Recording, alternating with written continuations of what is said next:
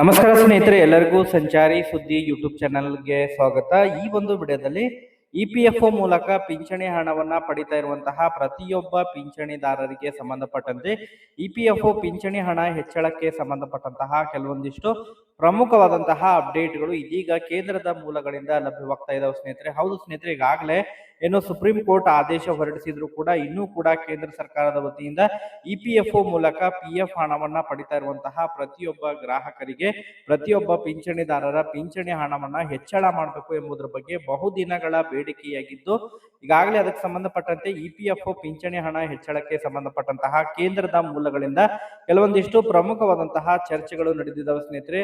ಅಂತಿಮವಾಗಿ ಇಪಿಎಫ್ಒ ಪಿಂಚಣಿ ಹಣ ಹೆಚ್ಚಳಕ್ಕೆ ಸಂಬಂಧಪಟ್ಟಂತಹ ಮಹತ್ವದ ನಿರ್ಧಾರವನ್ನ ಸರ್ಕಾರ ಕೈಗೊಳ್ಳಲಿದೆ ಎಂಬುದರ ಬಗ್ಗೆ ಮಾಹಿತಿಗಳು ಕೇಳ್ಬರ್ತಾ ಇದಾವೆ ಸ್ನೇಹಿತರೆ. ಸೊ ಸರ್ಕಾರದಿಂದ ಪ್ರಮುಖವಾಗಿ ಇಪಿಎಫ್ಒ ಮೂಲಕ ಪಿಂಚಣಿ ಹಣವನ್ನ ಪಡಿತಾ ಇರುವಂತಹ ಇಪಿಎಫ್ಒ ಪಿಂಚಣಿದಾರರಿಗೆ ಸಂಬಂಧಪಟ್ಟಂತೆ ಗುಡ್ ನ್ಯೂಸ್ ಅಂತ ಹೇಳ್ಬೋದು ಸ್ನೇಹಿತರೆ. ಈ ಒಂದು ವಿಡಿಯೋದಲ್ಲಿ ಇಪಿಎಫ್ಒ ಪಿಂಚಣಿ ಹಣ ಹೆಚ್ಚಳಕ್ಕೆ ಸಂಬಂಧಪಟ್ಟಂತಹ ಕೆಲವೊಂದಿಷ್ಟು ಪ್ರಮುಖವಾದಂತಹ ಮಾಹಿತಿಯನ್ನ ತಮಗೆ ಈ ಒಂದು ವಿಡಿಯೋದ ಮೂಲಕ ಇನ್ಫಾರ್ಮೇಶನ್ ಅನ್ನ ತಿಳಿಸ್ತಾ ಹೋಗ್ತೀನಿ ಸ್ನೇಹಿತರೆ. ಈಗಾಗಲೇ ಕಳೆದ ಸುಮಾರು 2-3 ವರ್ಷಗಳ ಹಿಂದೆ ಅಷ್ಟೇ ಇಪಿಎಫ್ಒ ಪಿಂಚಣಿ ಹಣವನ್ನ ಹೆಚ್ಚಳ ಮಾಡಬೇಕು ಎಂಬುದರ ಬಗ್ಗೆ ಸುಪ್ರೀಂ ಕೋರ್ಟ್ ಆದೇಶ ಕೂಡ ಹೊರಡಿಸಿತ್ತು ಸ್ನೇಹಿತರೆ.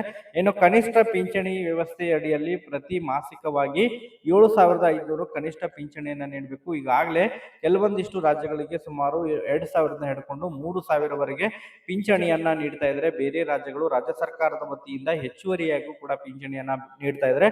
ಬಟ್ ಕರ್ನಾಟಕದಲ್ಲಿ ಕೇಂದ್ರದ ಮೂಲಕ ಮಾತ್ರ ಪಿಂಚಣಿ ಜಮಾ ಆಗ್ತಾ ಇದೆ. ರಾಜ್ಯ ಸರ್ಕಾರದ ವತಿಯಿಂದ ಹೆಚ್ಚುವರಿ ಪಿಂಚಣಿ ಜಮಾ ಆಗ್ತಾ ಇಲ್ಲ. ಈಗಾಗಲೇ ರಾಜ್ಯ ಸರ್ಕಾರಕ್ಕೂ ಕೂಡ ಅನೇಕ ಬಾರಿ ಪಿಂಚಣಿದಾರರು ಮನವಿಗಳನ್ನ ಸಲ್ಲಿಸ್ತಾ ಇದ್ದಾರೆ. ಬೇರೆ ರಾಜ್ಯಗಳು ಹೆಚ್ಚುವರಿ ಪಿಂಚಣಿಯನ್ನ ಆಯಾ ಒಂದು ರಾಜ್ಯ ಸರ್ಕಾರದ ಮೂಲಕ ನೀಡ್ತಾ ಇದ್ದಾರೆ. ತಾವು ಕೂಡ ಪಿಂಚಣಿ ಹಣವನ್ನ ಹೆಚ್ಚುವರಿ ಪಿಂಚಣಿಯನ್ನ ರಾಜ್ಯ ಸರ್ಕಾರದ ವತಿಯಿಂದ ನೀಡಬೇಕು ಎಂಬುದರ ಬಗ್ಗೆ ಕೂಡ ಅವರು ಮನವಿಯನ್ನ ಕೂಡ ಸಲ್ಲಿಸಿದ್ದಾರೆ ಸ್ನೇಹಿತರೆ. ಒಟ್ಟಾರೆಯಾಗಿ ಕೇಂದ್ರ ಸರ್ಕಾರದ ವತಿಯಿಂದ ಪಿಂಚಣಿ ಹಣ ಹೆಚ್ಚಳಕ್ಕೆ ಸಂಬಂಧಪಟ್ಟಂತಹ ಮಹತ್ವದ ಸಭೆ ಇದೇ ಡಿಸೆಂಬರ್ 25ನೇ ತಾರೀಕಿಗೆ ನಡೆಯಲಿದೆ ಎಂಬುದರ ಬಗ್ಗೆ ಈಗ ಮೂಲಗಳಿಂದ ಮಾಹಿತಿಗಳು ಲಭ್ಯವಾಗ್ತಾ ಇದಾವೆ ಸ್ನೇಹಿತರೆ.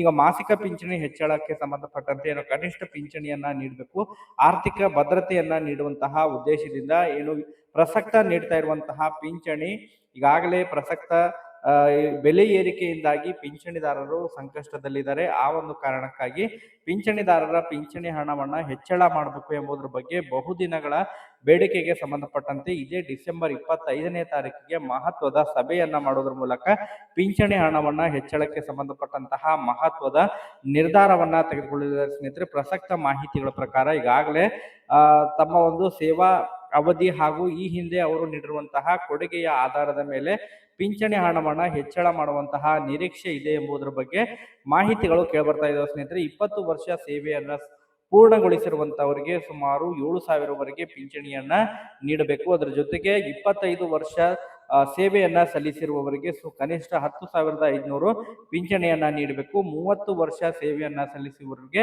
ಸುಮಾರು 12,500 ಪಿಂಚಣಿಯನ್ನ ನೀಡಬೇಕು.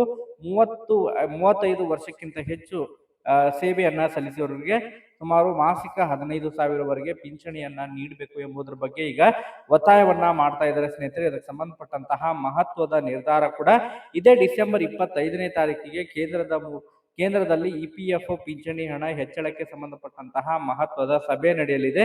ಸೊ ಅದರಲ್ಲಿ ಅಂತಿಮವಾಗಿ ನಿರ್ಧಾರವನ್ನ ಕೂಡ ತೆಗೆದುಕೊಳ್ಳುವಂತಹ ನಿರೀಕ್ಷೆಗಳಿದಾವೆ ಎಂಬುದರ ಬಗ್ಗೆ ಮೂಲಗಳಿಂದ ಮಾಹಿತಿಗಳು ಲಭ್ಯವಾಗ್ತಾ ಇದಾವೆ ಸ್ನೇಹಿತರೆ. ಒಟ್ಟಾರೆಯಾಗಿ ಇಪಿಎಫ್ಒ ಮೂಲಕ ಪಿಂಚಣಿ ಹಣ ಹೆಚ್ಚಳಕ್ಕಾಗಿ ವೇಟ್ ಮಾಡ್ತಾ ಇರೋರಿಗೆ ಗುಡ್ ನ್ಯೂಸ್ ಅಂತ ಹೇಳ್ಬೋದು ಸ್ನೇಹಿತರೆ.